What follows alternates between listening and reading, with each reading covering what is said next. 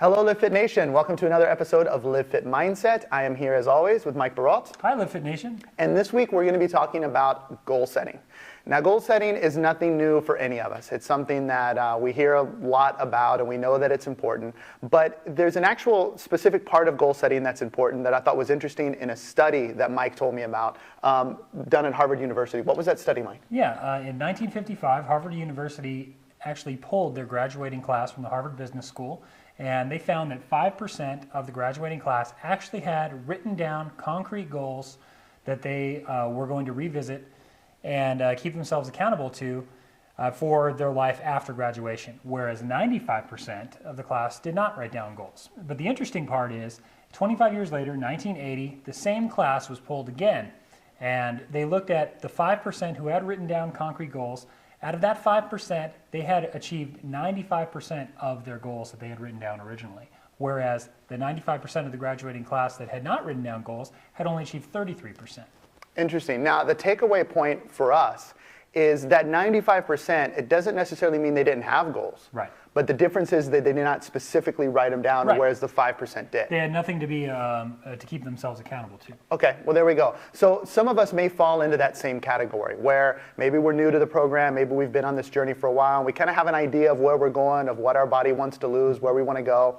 But the difference is taking the time to specifically write down those goals. Now, I know that can be overwhelming sometimes. You know, what kind of goal do I write? Do I make it short term, long term? What needs to be involved with it? And there's actually out there a really good formula that's simple that if you take a goal setting course, they'll probably use this same formula. It's pretty popular. And it's called the SMART formula, S-M-A-R-T. And as you can imagine, each of those letters represent something. So take a second, pause the video, get a pen and paper, write this down because this is going to help you create a goal that's specific to you. Right. So S-M-A-R-T. So the first letter, S, stands for what? Specific. So you have to make sure that you have a specific goal in mind. So an example would be of a not specific goal is I want to lose weight. Well, great. So do I. So does everybody else. But what is going to be very specific about that? Do you want to lose pounds? Do you want to lose jean size? Do you want to have body fat, body mass index decrease? Whatever it may be specific and make sure that you know specifically what you want to achieve.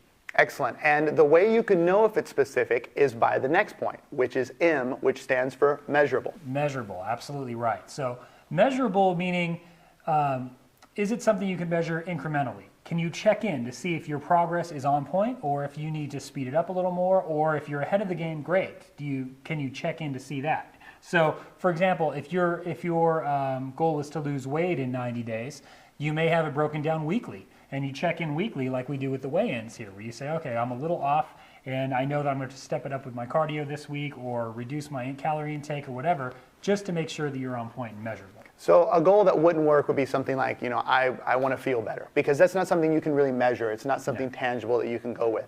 So it needs to be specific so that way you can measure, but whether it be a number or not, some way that you can measure to know if you're on track towards your goal. Right. Which brings us to the third point, A, which stands for? It stands for attainable. So a great example here, not related to weight loss, but if you had a goal to be the President of the United States, well, you're out of luck. It's not going to be attainable in the next year or two because we don't have an election.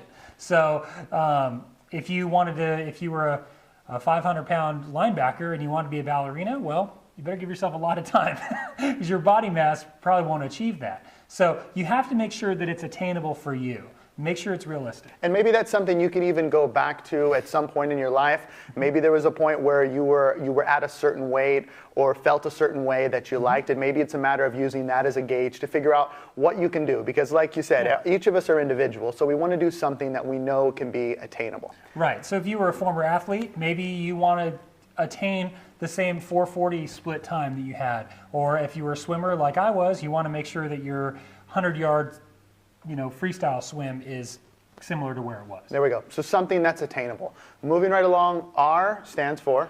Risky. And that's the best one. I think risky is the best one. Some people will say that it should be called reasonable, and I think that's a load. That's not going to help you at all. You want to make sure that your goal is scary. Like where you think about it and you think, oh, wow, geez, I don't know. I don't know if I can do that. That's how you know you're on the right track. That's how you know you're doing a life-changing goal and not just setting a goal to set one. Something that makes you feel a little uncomfortable. Little uncomfortable. Matter of fact, you have to be uncomfortable in order to have a breakthrough. And so if you're kind of going along in life at just a standard pace, well, what can you do to shake it up, to really shake yourself up, to shake something loose? If you've hit a plateau, I noticed Alicia was talking a little bit about plateaus a couple weeks ago. If you've hit a plateau, what can you do that's different to break through that, to have a breakthrough to move on? And that's exactly, goals are all about growth, and that's what growth is about, getting yourself out of that comfort zone and getting into an area where you don't feel so uncomfortable, and then getting comfortable in that area because you've achieved that goal. Absolutely. So then wrapping it up, the T stands for? Timely. Timely. So meaning how much time are you going to give yourself? And it has to be timed. It can't be, I'm going to be skinny someday. No way. It's got to be, I'm going to have this amount of weight that I've lost, and it's going to be in this amount of time so that you can hold yourself accountable. And let's face it, we talked about support a few weeks ago.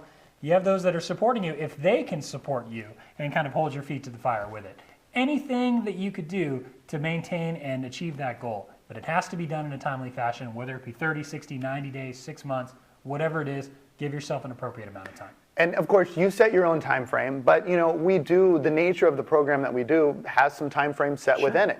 Phase 1 is 6 weeks long. Phase 2 is another 6 weeks long, and then it just keeps on going from there. So you could set your first goal of hey, I'm 6 weeks from now, this is where I'm going to be. 12 weeks from now, this is where I'm going to be, and you can use that as a time frame as well, or set your own, whatever works for you. Whatever works for you, and just bear in mind also that they say that it takes 27 days of repetition to break a habit and create a new habit. I would disagree. I would say it's longer than that. I would say that you have to make a lifestyle choice for 90 days. Okay. And really develop that into your life. However, it doesn't have to be that. It can be whatever it is you're setting for yourself, just as long as it's realistic. Interesting enough, 90 days is 12 weeks, Exactly. which is the time for phase 1 and phase 2. Look So at there you go.